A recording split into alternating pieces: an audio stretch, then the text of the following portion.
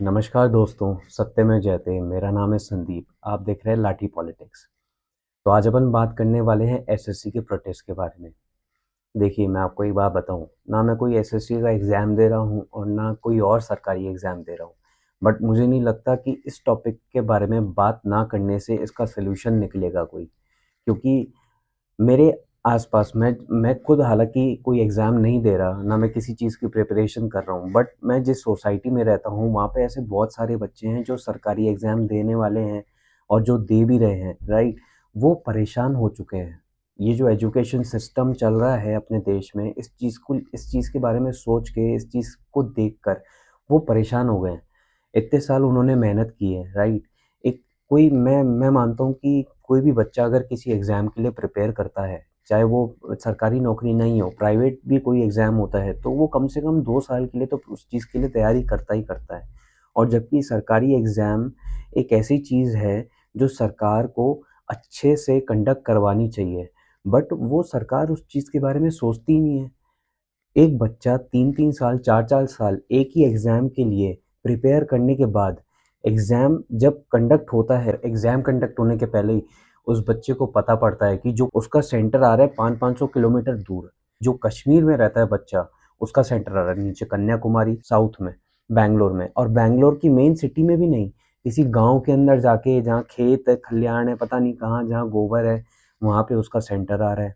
Right? ये कोई बच्चा खरबपति तो है नहीं भैया जो इतने हवाई जहाज में तुम्हारे पास उड़ के आएगा, सेंटर में उड़ के आएगा। एक वो गरीब बच्चा है, अपने 200-300 रुपए लगा के, एक किराया भाड़ा उसका फिक्स होता है, वो लगा के कहीं जाएगा। पर आप इतनी दूर सेंटर दे रहे हो कि आपको बच्चों को एग्जाम नहीं दिलवाना क्या? कोई मजाक चल रहा है क्या ये भाई? और चलो ठीक है, सेंटर आ भी गया, बच्चे उधर पहुंच भी रहे हैं। उधर पहुंचने के बाद सेंटर में कोई फैसिलिटी नहीं है। सेंटर में जब जैसे ही घुसते हैं, जो उनका कंप्यूटर होता है, डेस्कटॉप होता है, उसके अंदर बायोमेट्रिक फेल हो जाते हैं, उनके बायोमेट्रिक काम नहीं करते, स्क्रीन एग्जाम देते टाइम ब्लैंक हो जाती है, राइट? किसी का माउस काम नहीं करता, किसी कंप्यूटर का। तो ये जो बेसिक बेसिक चीज़ें हैं, बच्चे इससे परेशान हो चुके हैं और सरकार इसको लेकर कुछ भी नहीं कर रही है, राइट? जो कंपनी जिसको टेंडर दिया जाता है, वो तो उससे तो कोई एक्सपेक्टेशन मेरे ख्याल से कोई लगा भी नहीं सकते। ठीक है? क्योंकि इतने सालों से जो एग्ज़ाम्स होते हुए आ रहे हैं, सरकारी एग्ज़ाम्स, हर साल जो भी सरकारी एग्ज़ाम्स होते हैं, वो सारे के सारे लीक हो जाते हैं पेपर, राइट? लीक होते हैं, लीक नहीं भी होते तो उसके बाद एग्ज़ाम सेंटर्स में दिक्कत आती है। स्टूडेंट्स को कभी कंप्यूटर में दिक्कत आ गई, बेसिक सी पानी पीने की फैसिलिटी नहीं है, खाने-पीने की तो छोड़ो, वहाँ पे पानी पीने की फैसिलिटी नहीं मिलती है बच्चों को। और चलो ठीक है, पानी भी खुद का ले लेंगे बच्चे कहीं न कहीं से। उसके बाद जो वहाँ पे स्टाफ होता है, वो ऐसी लैंग्वेज से बच्चों से बात करेगा जैसे पता नहीं क्या ही चल रहा हो कोई। जैसे वो बच्चे कोई उधार लेके आए हैं, उनसे कर्ज़ा लिया हुआ है टीचरों से, स्टाफ से कर्ज़ा लिया हुआ है बच्चों ने। ऐसे तो टीचर्स वहाँ पे स्टाफ बात करता है बच्चों से। तो ये सब चीज़ें क्या है, परेशान हो चुके हैं इससे बच्चे।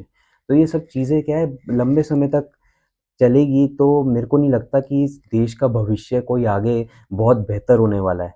क्योंकि जिस सोसाइटी में मैं रहता हूँ, जिस सोसाइटी में अपन सब रहते हैं, उस सोसाइटी में अगर पढ़े-लिखे बच्चे नहीं होंगे, वो पढ़े-लिखे बच्चे अगर अच्छी पोस्ट पे नहीं जाएँगे, तो वो आगे क्या मैसेज स्प्रेड करेंगे? कुछ अच्छा मैसेज स्प्रेड ही नहीं कर सकते वो। तो समझ में नहीं आता कि भई ये क्या चाहती है सरकार? एजुकेशन सिस्टम को बेहतर बना ही नहीं रही है। एजुकेशन जो छोटे-छोटे बच्चे होते हैं, ये तो सरकारी एग्ज़ाम की बात कर रहे हैं अपन। जो छोटे-छोटे बच्चे होते हैं, उनको बेसिक चीज़ें पता ही नहीं होती है। एक बच्चा जो सेकंड क्लास में है, उसको बेसिक सी चीज़ें नहीं पता होती। लर्निंग कैपेबिलिटी, बच्चों की सीखने की कैपेबिलिटी बिल्कुल ही ख़त्म कर दी है। एजुकेशन सिस्टम में पता नहीं कैसे-कैसे क्वेश्चन आते हैं। अभी थोड़े दिन पहले मैंने एक रील देखी, जो अपने सांसद जी हैं, वो किसी स्कूल में जाते हैं, वो पूछते हैं बच्चों से कि चाँद पे पैर रखने वाला पहला जन कौन था? तो बच्चों ने सही जवाब दिया उसमें। उनसे देखिए आप, उससे जो सांसद जी हैं, उससे बढ़िया तो बच्चों ने सही जवाब दे दिया। बच्चों ने बोला नील आर्मस्ट्रांग ने चाँद पे सबसे पहला पैर रखा था। और वो सांसद जी अपने चौड़ में आके, नहीं बेटा, नील आर्मस्ट्रांग ने नहीं रखा था, सबसे पहला पैर हनुमान जी ने रखा था चाँद पे। अरे भई ये क्या बात हुई? अब बच्चों को अभी से ही, जो छोटे-छोटे बच्चे हैं उनको ही हिंदू मुसलमान करके, हिंदू ये वो करके आप है ना उनको बहका रहे हो बचपन से ही। तो ये कोई सही बात है क्या? एजुकेशन के नाम पे आप ये चीज़ सिखा रहे हो बच्चों को। ये क्या एजुकेशन सिस्टम चल रहा है, मेरे को खुद को समझ में नहीं आ रहा कि सरकार इसके बारे में कुछ करती क्यों नहीं है? ठीक है, बच्चों की क्या डिमांड है? जिनके एग्ज़ाम्स हो रहे हैं, एसएससी के बच्चों के एग्ज़ाम्स हो रहे हैं, उनकी क्या छोटी-छोटी डिमांड्स है उनकी कि भई जो एग्ज़ाम का कैंसलेशन हो जाता है बार-बार, वो चीज़ रुक जाए। एग्ज़ाम बार-बार कैंसल नहीं हो, इन छोटी-छोटी चीज़ों को लेकर। ये जो डेस्कटॉप होता है, कंप्यूटर होता है, उसमें छोटे-छोटे जो ग्लिचेज़ आते हैं, वो नहीं हो। ये छोटी-छोटी चीज़ें बच्चे रिक्वेस्ट करते हैं सरकार से और उस चीज़ के आंदोलन किया बच्चों ने, तो उस चीज़ का कोई सरकार सॉल्यूशन निकाल ही नहीं रही है। और पेपर लीक हो रहा है बार-बार, वेंडर को सरकार बदली नहीं कर रही है और कोई अकाउंटेबिलिटी लेने के लिए तैयार ही नहीं है। कोई भी ग्राउंड पे उतर के उस चीज़ का सॉल्यूशन निकालने के लिए तैयार ही नहीं होता है। पेपर स्टूडेंट चाह रहे हैं पेपर का एक अच्छा पेपर जहाँ कंडक्ट हो रहा है उसका एक अच्छा इंफ्रास्ट्रक्चर हो, कोई अच्छी जगह पे उसको सेंटर मिले, कोई अच्छी जगह पे कोई अच्छी फैसिलिटी मिले, पर वो चीज़ें भी पॉसिबल नहीं हो पा रही है। और एक परमानेंट जो इस एजुकेशन सिस्टम है, परमानेंट एग्ज़ामिनेशन स्ट्रक्चर है, उसको वो बदली करने की माँग कर रहे हैं, तो वो गलत तो नहीं कर रहे ना। आप उसको प्रोवाइड करो, बच्चों को वो चीज़ प्रोवाइड करो, सरकार की ये ज़िम्मेदारी बनती है। आप वेंडर चेंज करो, ये सरकार के हाथ में है चीज़, पर क्या है कि सरकार चाहती है कि बच्चे पढ़ाई नहीं करें। लोग जैसे ही पढ़ाई करेंगे तो उनमें थोड़ी समझ आएगी तो वो हिंदू-मुसलमान नहीं समझेंगे और जैसे ही हिंदू-मुसलमान समझना वो बंद कर देंगे तो उनके वोट बैंक बंद हो जाएँगे। तो सरकार बेसिकली इस चीज़ को लेकर कोई जवाब नहीं दे रही है और जो वहाँ पे प्रोटेस्ट कर रहे हैं बच्चे उनको लाठीचार्ज करके ऐसे भगाती है जैसे पूछिए मत। क्यों भई? वो नागरिक हैं, कोई वो आतंकवादी नहीं है। और बीजेपी के राज में जो सरकार अभी है, वो बीजेपी के राज में मैंने तो देखा है जो भी कोई प्रोटेस्ट करने आया ना, उसको हमेशा लाठीचार्ज करके भगाया है सरकार ने।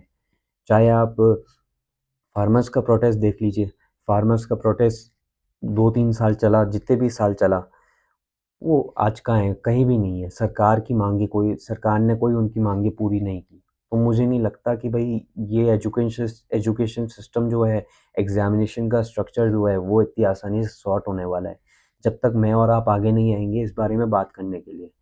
तो ये छोटी-छोटी माँगें हैं जो बच्चों की है बट सरकार उस चीज़ को पूरा कर नहीं रही है। लालत है ऐसी सरकार पे, लालत है ऐसे लोगों पे जो ऊपर बैठे हैं और इस चीज़ को देख के भी नज़रअंदाज कर रहे हैं।